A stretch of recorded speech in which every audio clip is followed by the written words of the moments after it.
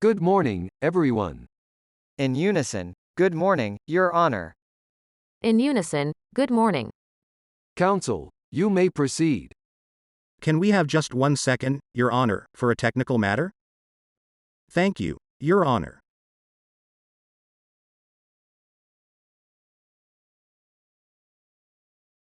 Good morning. Good morning. Mr. Moslehi, yesterday you mentioned that you had decided to give Janet Arvizo a $2,000 loan on approximately February 19, 2003, right? That's correct. And you said you did that based upon a phone conversation with Ms. Arvizo that lasted about 25 minutes, right? That's correct. You didn't give her the actual check till the next day after you had filmed the Arvizo family in what is often referred to as the rebuttal portion, right? Towards the end of it, after the interview, yes. Yes. Now, obviously, if you were filming the Arvizo family in that tape, you heard what Janet was saying, correct? Oftentimes I wasn't paying fully attention to what she was saying because I was mostly concerned about, lighting, camera, that kind of stuff. But, yeah, I heard some. But you heard a number of the things that Janet Arvizo said in that footage, correct? Some, yes. And did you hear her saying words to the effect that her family had been spat upon and abused and not treated properly by various people? I believe so. And would it be accurate to say that your phone conversation with her the previous day plus what you heard her say in that tape recording influenced you to give her $2,000? In some effect, yes. Okay. Now, in your phone conversation with Ms. Arvizo on February 19, 2003, did she ever tell you that she was living with and being supported by a Major J. Jackson? I'll object as assumes facts not in evidence. Compound, as well. I'll rephrase it if the court would like. All right. When Ms. Arvizo on the 19th of February 2003 in your approximately 25-minute phone conversation discussed her financial situation, did she ever tell you she was living with Major J. Jackson? I don't remember her making a comment as far as where she lives and who she lives with. In that conversation, did she ever tell you that she was being supported by a Major J. Jackson? I'll object as assuming facts not in evidence. Strictly a question. The objection is overruled. You may answer. Did she mention whether she lives or being supported by J. Jackson? My first question was, did Janet Arvizo in your phone conversation on February 19, 2003, ever mention to you that she was living with a Major J. Jackson? And I believe you said, no. I don't remember having that conversation. My next question is, in that same phone conversation did Janet Arvizo ever mention that she was receiving any financial support from a Major J. Jackson? I don't remember having that conversation. In that phone conversation, did Ms. Arvizo ever mention that her family had obtained an approximately $152,000 settlement from JCPenney? No. In that phone conversation, did Ms. Arvizo ever mention that her family had received any money from fundraisers at the Laugh Factory? No. I'll object and move to strike, as to the last question, as vague as to time. Overruled. In that phone conversation of February 19, 2003, did Ms. Arvizo ever mention that any celebrities had at any time given her family money? Objection. Vague as to time. Overruled. Do I answer? No. And in your phone conversation on February 19, 2003, did Ms. Arvizo ever mention that she had set up a bank account for the benefit of her son Gavin from which she withdrew thousands of dollars? Objection. Assumes facts not in evidence. Sustained.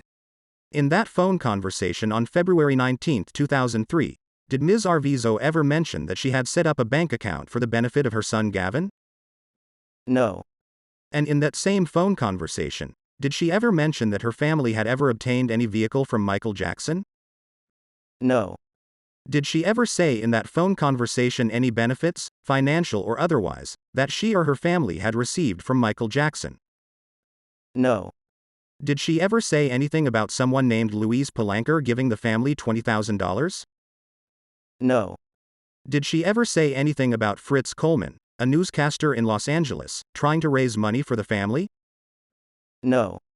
Did she ever say anything about Chris Tucker giving $2,000 to the family? No. Did she ever say anything about Chris Tucker giving the family the use of a vehicle at any time? No. Now, you indicated that when you went to Neverland to pick up the family, excuse me. Pardon me, let me rephrase that. Poor question. You indicated that you drove to Neverland for the purpose of filming the family at Neverland, right? That's correct. And you indicated that when you got there, to your knowledge, the children were there but Janet Arvizo was not, correct? That's correct. And I believe you said you spoke to Joe Marcus about your desire to take the children to Los Angeles to do the filming, correct? After Janet not being there, there was a decision made that the interview will take place in LA. Okay. And I informed Joe Marcus about that decision.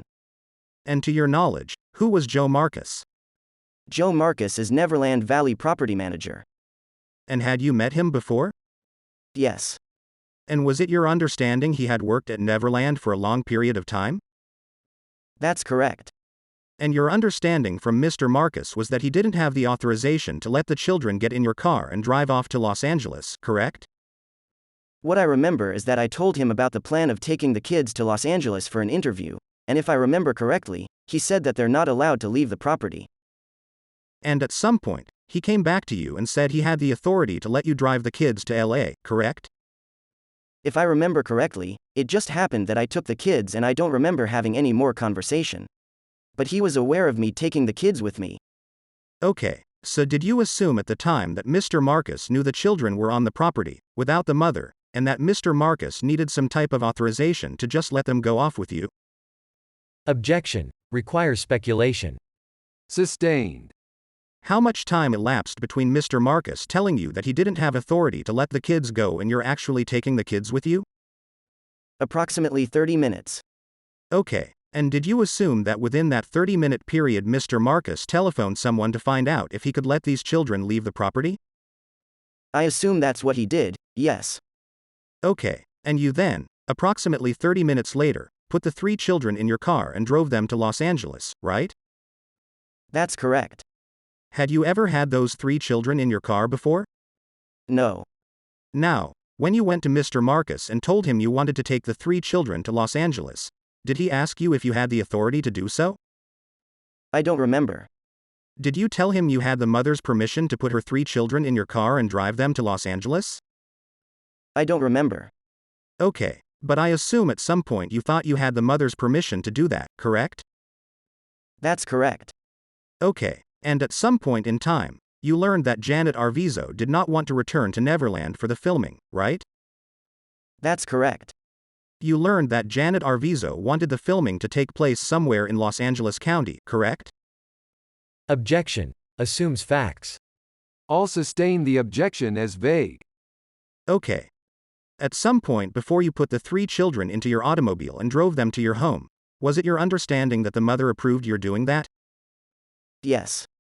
And I gather you then drove the children directly to your home, is that right? That's correct. When you got to your home, was Janet Arvizo there?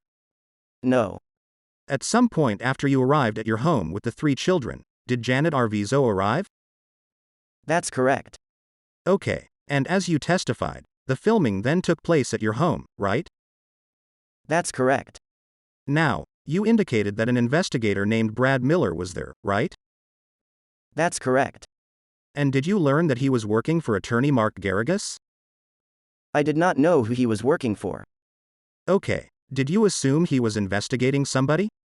I didn't know why he's there. Okay, did he ever explain to you why he was there? No.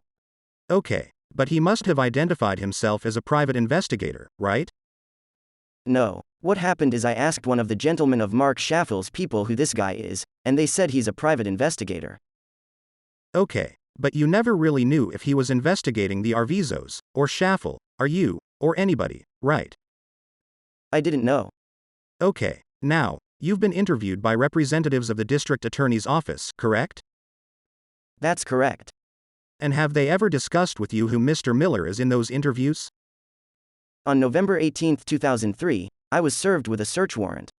On that search warrant, it says that any document that could show any relationship between me and Brad Miller. Okay. And there were some other questions about that. And other than him being at your house that night, you really had no relationship with him, right? No. And if he was putting anyone under surveillance, you weren't aware of it, right? No.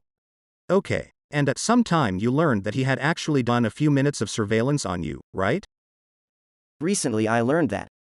You learned that from the prosecution, correct? That's correct. Okay. Now, obviously yesterday, the prosecutor played that little bit of footage, and you identified yourself in your automobile, right? That's correct. And where did that footage take place, if you know? That's what I was wondering yesterday. I don't. It was not at your home, right? No. It was somewhere else? That's correct. It appeared that you were going to a parked vehicle that you owned? I believe so. But you're not sure where that was. No. Okay. Did you ever see investigator Brad Miller after that evening you filmed the Arvizo family? Did I see him again? Yes. No. So that was the first and only time you've ever seen the guy? That was the first and the last time I ever saw him. Did he ever call you after that and ask you anything, to your knowledge? No. Okay. But you're saying Mark Schaffel told you he was a private investigator? One of his guys. Okay. Not Schaffel himself? Not Schaffel himself. Okay. But whoever told you that didn't tell you that he was employed by attorney Garrigus, correct? No. Alright. Did you learn that at some point, that Mr. Miller was a private investigator hired by attorney Mark Garrigus? Objection. Asked and answered. Overruled. You may answer. I heard on the TV. Okay. Alright. Let me get back to the financial disagreement you had regarding your filming the Arvizo family, okay? I'm sorry. Repeat that, please.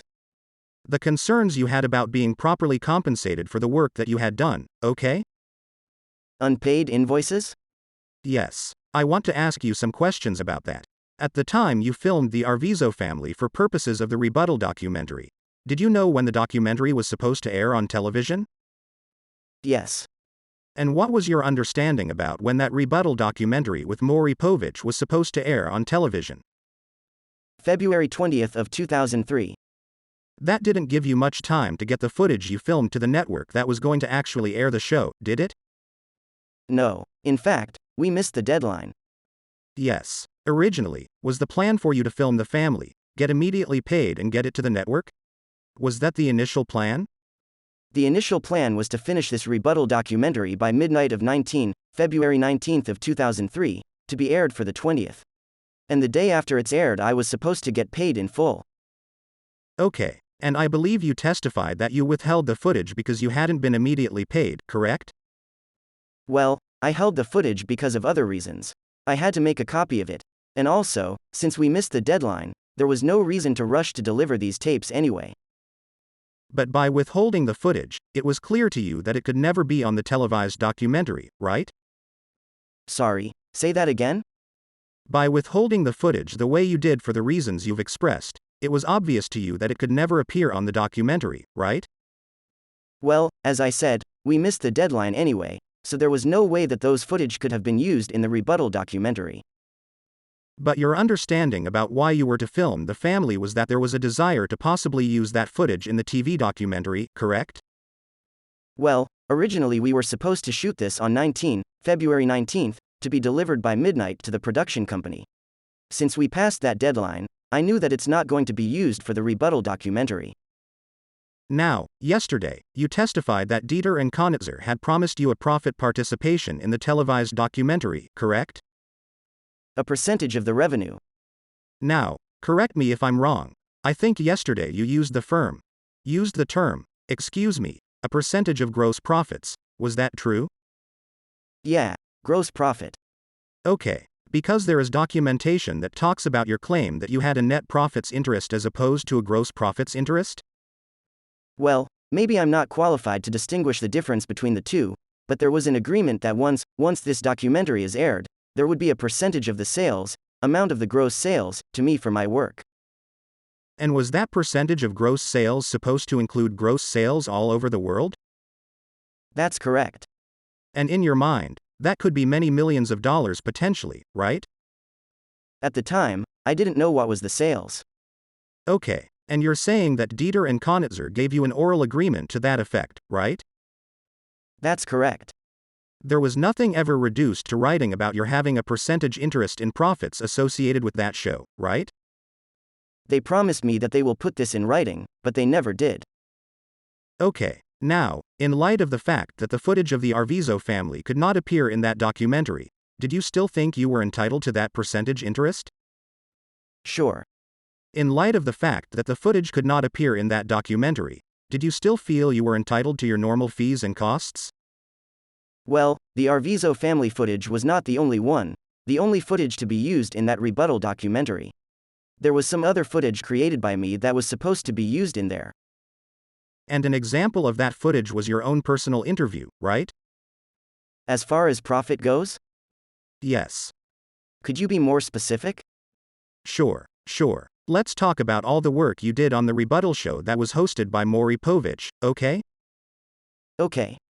The work you did was a personal interview, right? Personal interview of You. I did not do that myself. But you spoke yesterday about a personal interview. No, I did not shoot that interview. In other words, I did not shoot myself to be interviewed. Somebody else shot me. Yes. But certainly you did grant an interview that somebody else shot for purposes of that documentary, right? That's correct. And you also obviously did a shoot of the Arvizo family for the purposes of that documentary, right? Sure. What else did you do for the purposes of preparing that documentary? As I remember correctly, I put 250 hours in a matter of 11 days, 250 hours in a matter of 11 days, oftentimes 20 hours a day to finish this rebuttal documentary. And that included footage of other family members of the Jackson family, correct? The Jackson's family members interview, other footage that I provided and edited for Right. the purpose of this documentary. Alright. Now, other than the Arvizo footage, did you provide the other footage you did to the network? Other footage of? Family members. Did you provide that in a timely fashion so it could be used in the documentary? When you say family members, are you talking about Mr. Jackson's family members? Yes. Okay. So that was given in time to be included in the documentary, correct? That's correct. The only footage you did that was not provided in time to include in the documentary was the footage of the Arvizo family, right? The only footage that was not provided? Well, I'm probably confusing you. Don't intend to. The Arvizo family footage never got there in time, right?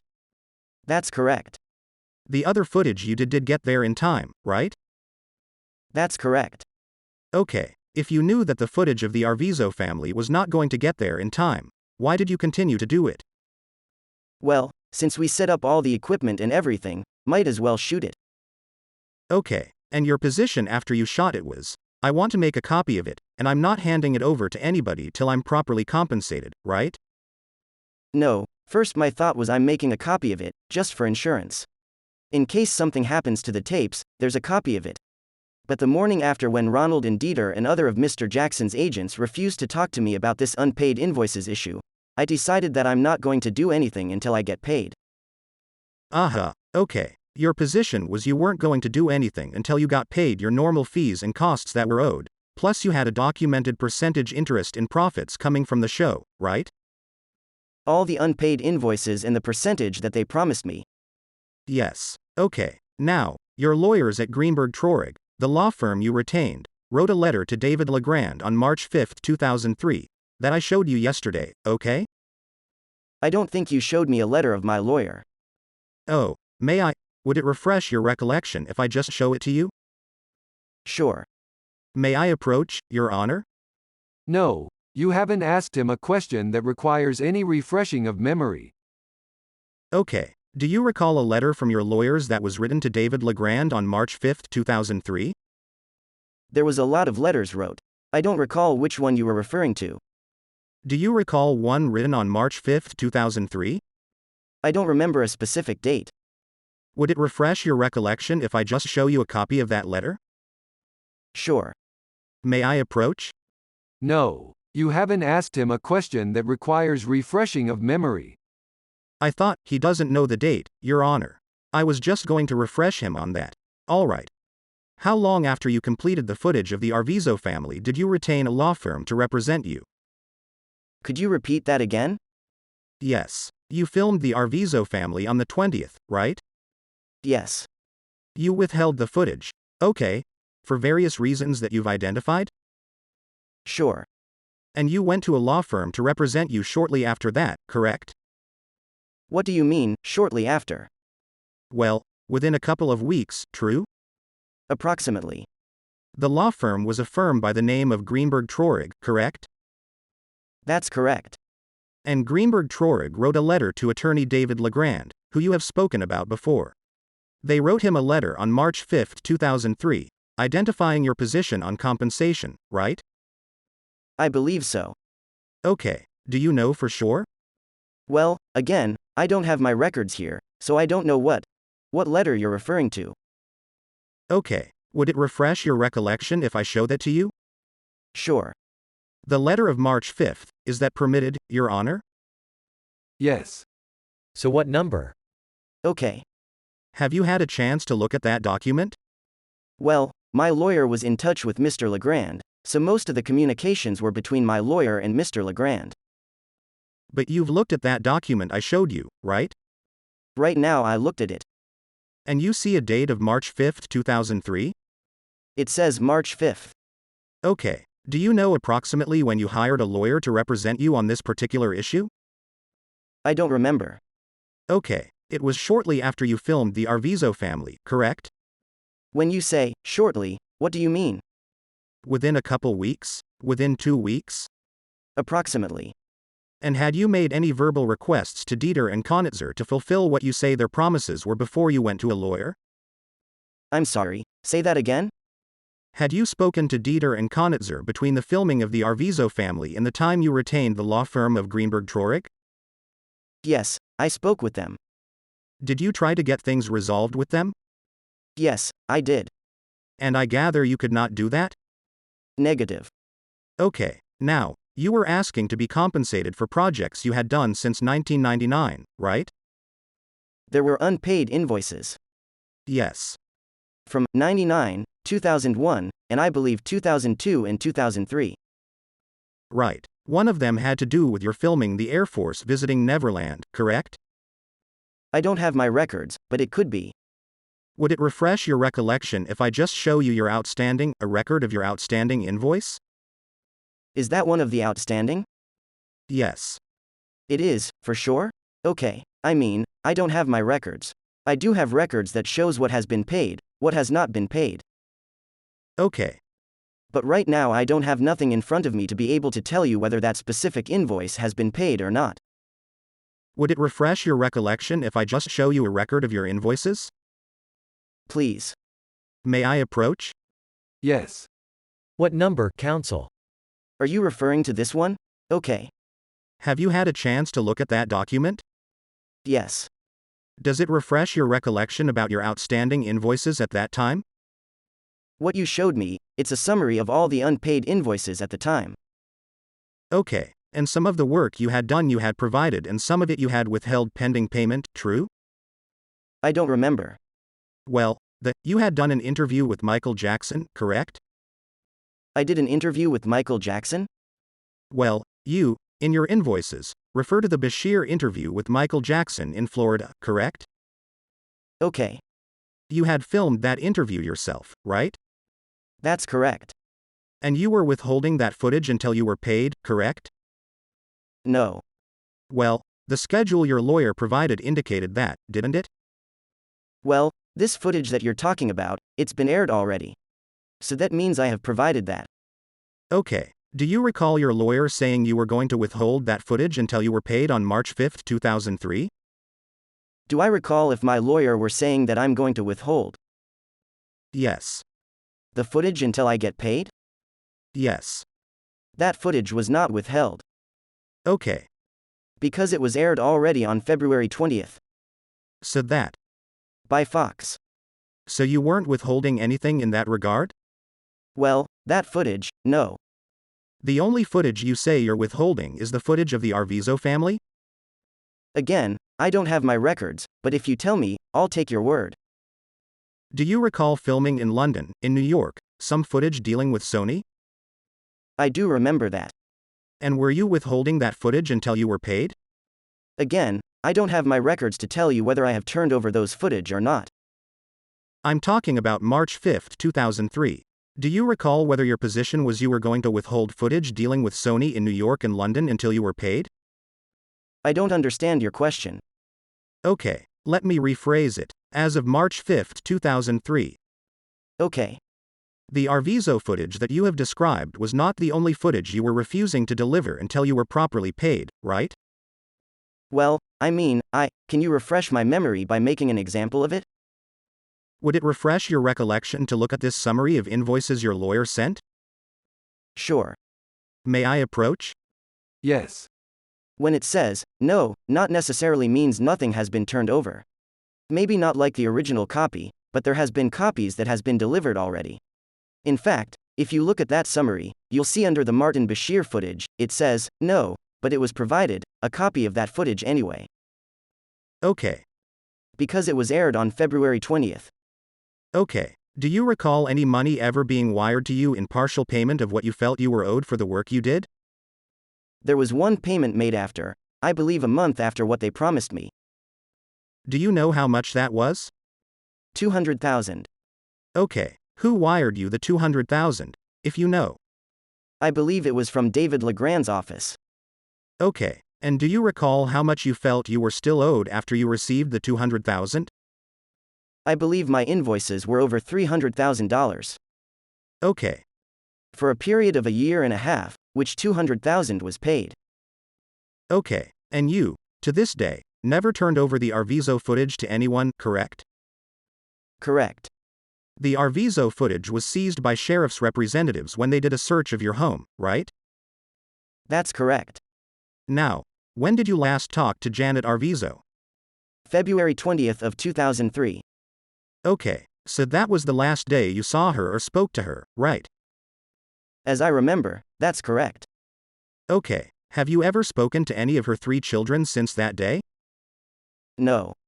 Okay, now, the prosecutor asked you questions about Dieter and Konitzer claiming they managed Mr. Jackson's affairs, right?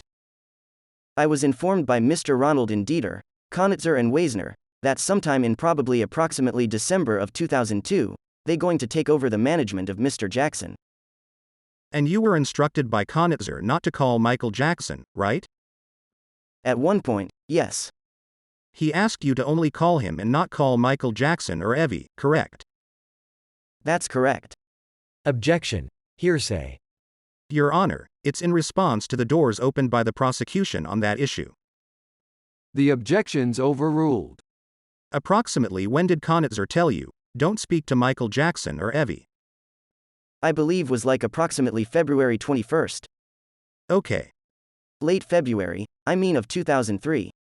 And did he do that in person or on the phone? I believe there was an email and a phone. Okay. And he told you that he was going to clean up the mismanagement in Mr. Jackson's business affairs, right? That's correct. He told you he was in charge of all restructuring, right? They told me that they going to take over, and, make things smoother. Right. Operation. And did you honor his request that you not contact Mr. Jackson? I don't remember. Okay. Do you remember whether or not you ever telephoned Mr. Jackson after Mr. Konitzer told you, don't call him, just talk to me? I believe I spoke to Mr. Jackson. Okay. And do you know when that was? I believe it was February 21st of 2003. Okay. I believe. And you think that was after Konitzer told you, don't ever call Mr. Jackson, just contact me? Could have been. Did you talk to Mr. Konitzer after he made that request? Yes, I believe I did. Okay. Did you ever see him in person after he made that request to you? I believe I did. Okay. Do you know where that was? In Santa Monica in a hotel. Okay. Now, at some point did you learn that Weisner and Konitzer had been fired? Objection. Assumes facts. Hearsay. Foundation. Sustained on assumes facts. Did you ever learn whether or not Ron Konitzer continued to be involved in Mr. Jackson's affairs? After. The 20th. Yeah, that was my belief, that he still continued. And did you ever learn from him at any point that he was no longer involved with Mr. Jackson's affairs? Not from him. Did you learn from someone else? Objection. Hearsay. Sustained. Okay. Do you recall a lawsuit in England that was filed by attorneys representing Mr. Jackson over the Bashir documentary? I have heard about it, but I've never seen the lawsuit itself. Was it true that after Bashir did his footage, you asked him to provide you copies of his footage? Repeat that question one more time? Yes, I'm sorry if it's unclear. Did you ever ask Bashir or any agent of Bashir to provide you copies of Bashir's footage? Yes, I did. And when did you do that? The very first day I met him. Okay, now, it was understood that you were going to do your own footage at the same time, right? That's, well, the first day. But you were also asking Bashir to give you some of his footage, right? All his footage. Alright, and did he respond to you? He said, he promised he will. Did he ever do that? No. Did you ask him verbally or in writing? Do you know? Verbally. And that was face to face? That was face to face. Alright, and was that at Neverland? That's correct. Okay, and was that before any of the filming began? That's correct. Now, he never objected to you doing your filming, correct? He wasn't happy, but he had no choice. Okay, how much of Bashir's footage, excuse me, let me rephrase that. How much of the material that Bashir filmed did you film as well? Did you film everything that he filmed? No. Okay, what did you actually film yourself? 2 interviews and 1 sightseeing at Neverland. To your knowledge, what did Bashir film that you didn't film yourself? Well, since I was not present at all the sessions that Mr. Bashir did, I really don't know how much he shot. Okay, but other than your request that he give you some of his footage, you didn't participate in any litigation involving Bashir, right? Legal litigation? Yes. No. Okay, and you knew litigation was going on in England, did you not?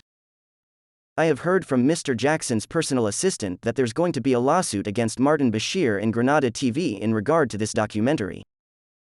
Okay, during the filming of the Arvizo family at your home, you said you were sort of in and out of the room where the filming was being done. While I was setting up, yeah, I was going from garage to the place where the interview was supposed to take place. But while the interview was actually conducted, were you present at all times? During the filming, yes. Okay, and approximately how long did that filming last, if you know? Approximately an hour. How long were the children at your house before the filming actually began, approximately? 2 to 3 hours. And how long was Janet Arvizo at your house before the filming actually began? Approximately 1 hour. Who did the questioning during the interview? Christian Robinson. Had you worked with him before? Yes. Okay, how many times had you worked with Christian Robinson before? On 1 project. Alright, and was it your understanding that he had a list of questions he was going to ask during the interview? I saw him having a list of questionnaire, yes. And was it your understanding that he was asking questions from the questionnaire? I believe so. Okay, and you observed the Arvizo family responding to those questions, true? That's correct. Before the filming began, did you see Mr. Robinson meet with any member of the Arvizo family? I'm sure he did, but I did not observe that. Did you see him going over the questions with any member of the Arvizo family? Could have been. You're not sure? I'm not sure. Okay, typically when you film an interview like this, the person doing the interview has a list of questions, correct? Most of the time. And you've filmed numerous interviews like this in your career, right? That's correct. Okay, during the 2 to 3 hours that the Arvizo children were at your home before the interview, you never watched them memorizing anything, did you? Objection. Requires speculation. Overruled. You may answer. Repeat that again. Yes. During the 2 to 3 hours that the Arvizo children were at your home prior to the start of the interview, you never saw them memorizing words, did you? No. In fact, what you saw them doing was mostly playing and having fun, right? As I remember. Before Janet Arvizo started the interview, you didn't watch her memorizing words, did you? No, I didn't. You said that Janet was there for about an hour, right? Approximately. Before the taping began, okay? And I think you said that she was in a discussion about some type of contract, right? I believe there was a release that she had to sign. Okay, and was she talking to someone about that release? Yeah. Who was she talking to, if you know? I think she was talking to a few people. Vinny, Christian Robinson, and possibly Paul. There's a gentleman by the name of Paul, I believe it's Hugo or something like that. I don't know his last name, but. And did you see a document that you thought was a contract or a release? I saw a document, but I never looked at it. Okay, and did it appear that Janet and these other individuals were discussing the document? Yes, they were discussing the document. Did you actually hear Janet and these individuals discussing this document? Did I hear or see? Yes. Well, excuse me, let me rephrase. Did you hear what you believed was a discussion between Janet and these individuals about that document? Yeah. Okay, did you see Janet and these individuals discussing that document? I believe I saw some. Okay, did you ever see Janet on the phone during that period of time? Could have been, I'm not sure. Okay, at some point, did you watch Janet sign that document? I don't remember seeing her signing it, but it was towards the end of the interview, and my understanding was that she signed it. Okay, and correct me if I'm wrong, but did you say something yesterday about there being changes made to the document? I believe there was some changes being made to the document. And what made you believe that? Because Vinny asked me to use my fax machine so he can fax some documents back and forth, I believe, with Schaffel. Okay, and why did you think Janet at some point signed the document? Because there was no other discussion about it. Okay, did you see, but you never saw anybody actually sign it, true? I didn't see her sign it. Okay, now, did you say at some point Schaffel told you he didn't want the Arvizos to know where he lived? That's correct. Did he tell you he was suspicious of the Arvizos? Objection. Hearsay. Sustained. Did Schaffel ever discuss with you why investigator Brad Miller was there? Schaffel himself? Yes. No. Did anyone else there ever tell you that the investigator was investigating the Arvizo family? No. What did you see Brad Miller doing while the taping went on? Well, during the taping I was paying attention to, my work. But before that, he was walking around my house. Okay, did he appear to be taking notes at all, to your knowledge? During the filming? Let me start again. At some point Miller arrived at your house, right? Correct. And did he knock on the door? Yes, he did. And did you answer the door? Yes, I did. And did he identify who he was at that point? I said, "Who are you?" And he said, "I'm for the interview." Okay, did he say he was a private investigator? No, he did not. Did he give you his card? No, he did not. Okay, and why did you let him in? Because why did I let him in? I thought he was with Mark Schaffel's people, and since they were there already, I thought they were expecting him. Maybe it's delivering something or, I don't know. But being kind and polite, I let him in. Yes. Okay, so he was there the whole time, as far as you know? Yes. Do you know when he left? At the end of the interview. Okay, do you know if he left with anybody? I did not see him leaving with anybody. Did you ever see him recording anything in your house? No, I did not see him recording anything. Did you ever see him writing anything down? I did not. Could have been. I don't know. And did you ever see him photographing anything while he was in your house, to your knowledge? Not to my knowledge. Okay, now, before Janet Arvizo was filmed, she used your restroom and began to apply her own makeup, right? She used my restroom. Yeah. And applied her own makeup for the filming, correct? I believe so. And you never saw anybody coaching Janet on what to say, correct? No, I did not. You never saw anyone coaching the children on what to say in the interview, right? I did not see anything. I believe you testified yesterday that, in your opinion, Janet Arvizo had a problem with a draft contract, right? Objection to the use of the word contract. Well, I'll rephrase it. You recall Janet looking at a 3-page non-disclosure contract, right? I never. I'll make the same objection. Sustained. Did you ever tell a representative of the Santa Barbara Sheriff's Department during an interview that Vinny brought a 3-page non-disclosure contract for Janet to sign? Calls for a legal opinion. No, he's asking if he told the sheriff that, so the objection is overruled. You may answer. I don't remember being so specific about 3-page or non-disclosure agreement. If I had said anything about that document, it would have been a release. I don't remember saying that it was a 3-page confidentiality or some sort of title for the document. Would it refresh your recollection to just show you a police report summary of your interview? Sure. May I approach, Your Honor? Yes. I don't. I have to first ask you a question. Have you had a chance to review that document? No, I never have, that document. Have you had a chance to review the document that I just showed you? No, I did not. I never obtained that document that you just showed me. Okay, did you just look at that document? I looked at that document. I do not remember saying 3 pages non-confidentiality contract. Okay. Now, Vinny at some point asked you to sign a document, did he not? I believe so. And you refused to sign a document presented to you by Vinny, correct? That's correct. Okay, do you know what that document concerned? That was a 3-page confidentiality document, which he left it at the house.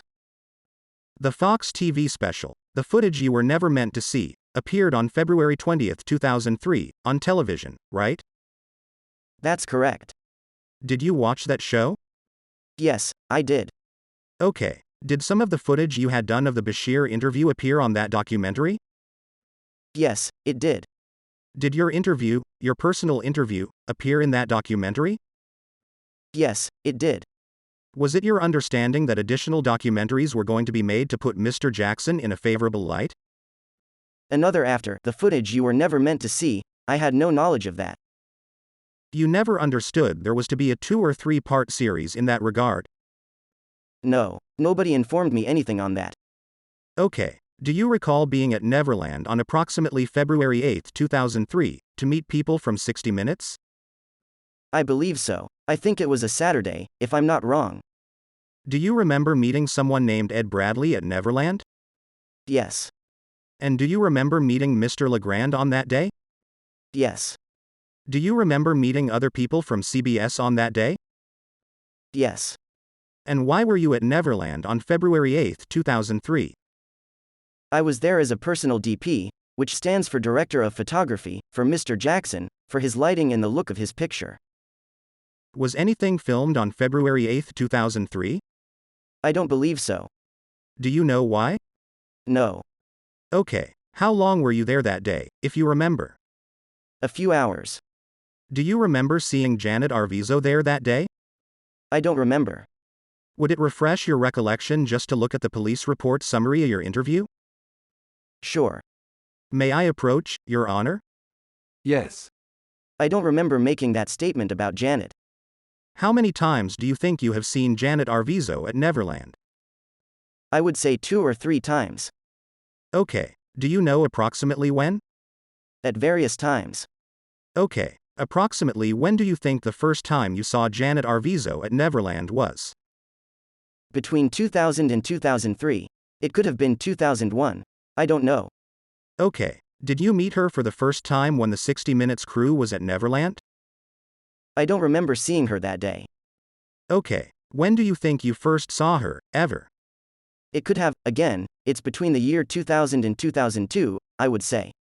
It could, like approximately 2001. I don't know. And was your first meeting with her at Neverland, to your knowledge? Yes. Okay, and do you recall whether or not her children were there when you met her the first time? I think they were. Okay, and you indicated in response to the prosecutor's questions you developed a friendship with the Arvizo family? Well, as I said, in the year 2000, I did 2 projects that Arvizo kids, David or Star and Gavin, were involved. One of the project I was directing. And within that project I had a lot of conversations and interactions with David and Gavin. So I kind of got to know them. Did you stay in touch with them on a social level? No. When you weren't talking to them at Neverland, did you call them on the phone? From Neverland, calling them? Let me rephrase it. I'll ask a better question. Aside from the instances where you saw them in person, did you have a relationship where you would call them from time to time? I don't think so. Did they call you from time to time? I don't think so. Okay, so your only involvement with them was either at Neverland or when they came to your home, is that right? That's correct. You didn't see them during your trips to Florida, right? No, I didn't. Okay, now, you indicated that you had met one of Marlon Brando's sons, is that correct? Yes. And who did you meet that was a son of Marlon Brando? Miko Brando. And when did you first meet him? 97, 98. Did you see him often at Neverland? Sometimes. Was it your understanding that he was a friend of Michael Jackson? Friend and associate. Okay, and when did you last see him? Last time, end of February of 2003. Okay, now, you did an interview with a woman named Debbie Rowe, didn't you? That's correct. And that was footage that you filmed for purposes of the rebuttal documentary, right? At the time, I don't think there was a rebuttal documentary. My understanding was she was responding to some of the comments that Bashir made on his documentary. And that interview took place at your home, correct? No. Where did that take place? At Mark Schaffel's house in Calabasas. Oh, okay. Do you know approximately when that interview took place? I believe early February 2003. So it took place before you filmed the Arvizo family, right? That's correct. Did you meet Ms. Rowe at Mark Schaffel's house? I met her at, well, not for the first time, but, yeah, I saw her. But when you filmed her for purposes of responding to the Bashir documentary, you traveled to Schaffel's home, correct? That's correct. And when you got there, was Debbie Rowe present? Or she came afterwards. You didn't bring her there, right? No. So your understanding on February 20th was that Schaffel had no problem with Debbie Rowe knowing where he lived, but he didn't want the Arvizos to know where he lived, right? That could be so, yeah. But he never told you why he didn't want the Arvizos to know where his house was. No. Now, it was no secret that the purpose of the rebuttal documentary was to put Mr. Jackson in a positive light, right? Sure. Everyone knew that was the purpose, right? Yeah. It was meant to be a response to the Bashir documentary, right? That's correct. It was meant to show things that Bashir had left out of his documentary that were positive about Michael, right? That's correct. You actually had volunteered to provide footage that Bashir had left out of his show, right? Did I volunteer? Yes. It was partly your idea to include your footage in the response to Bashir, right? Let me rephrase it if it's unclear. Please. At some point following the airing of Bashir, you came forward and said, I have footage of what positive things Bashir said about Michael, right? This, I believe, was prior to the airing the ABC version of Martin Bashir in the United States. Yes. Okay. Let me restate the question. You saw the Bashir documentary at some point, right? At one point, yes. When you saw it, you realized he had left out a lot of footage where he praises Michael Jackson, right?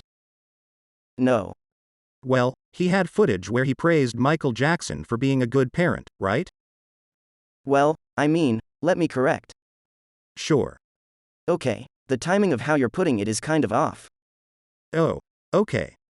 I was told by Mr. Jackson's personal assistant at one point, before this documentary, the ABC version of the Martin Bashir was aired in United States, that Martin Bashir is going to air his own version in London through BBC, one believe. At that point I brought up the fact that I have some footage of the behind the scenes. So at that time I have not seen the Martin Bashir footage yet. Okay. Am I clear? At that particular time, you were the only one that had a copy of your footage, right? That's correct. Okay. And did you talk to representatives of Fox about including your footage in the Fox documentary? No. Okay. Who did you talk to about including your footage in that show? Well, this is how it happened. I talked to Miss Evie Tavashi, which is Mr. Jackson's personal assistant. I informed her that I have footage of the behind the scene and other footage of the interview. Aha. And I offered her to look at it. And she refused. She said, it's okay.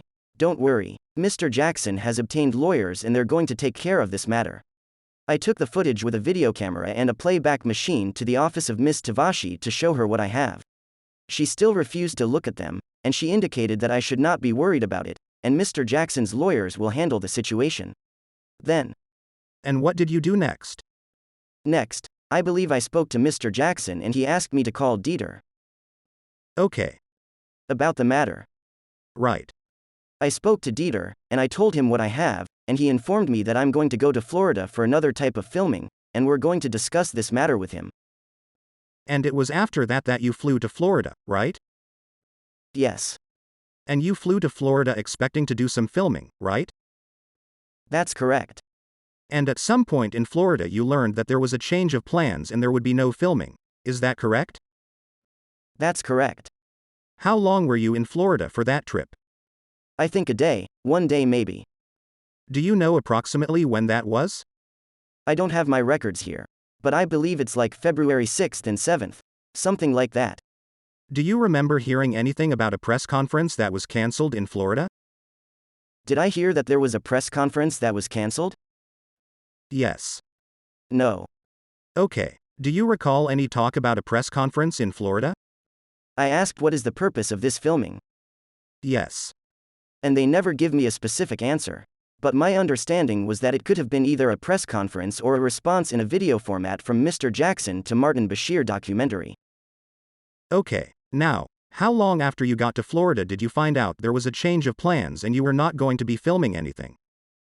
I think hours after that. Okay. Did you spend the night in Florida on that trip? Yes, I did. Where did you stay? At the hotel. The Turnberry? I don't remember the name of the hotel. Okay. And did you fly back on your own the next day? Yes. Okay. And when you were in Florida for that trip, did you see Mr. Jackson? No. Did you see any of the Arvizos? No. Did you see Chris Tucker? No. Did you see Dieter or Konitzer? Yes. And where did you see them? In their room. Okay. Okay, counsel, let's take a break.